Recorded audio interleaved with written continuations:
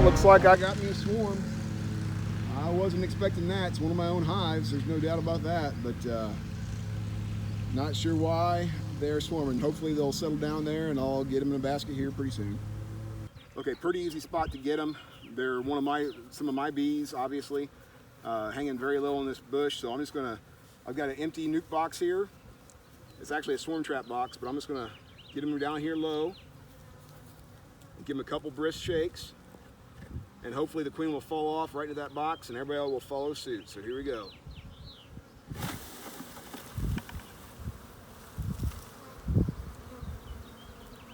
Now, yeah, they're feisty. I'm gonna go ahead and put a frame in here. Should be plenty of room at the bottom. I may have stirred them up to want to swarm again. I'm gonna grab that lid, put it on top.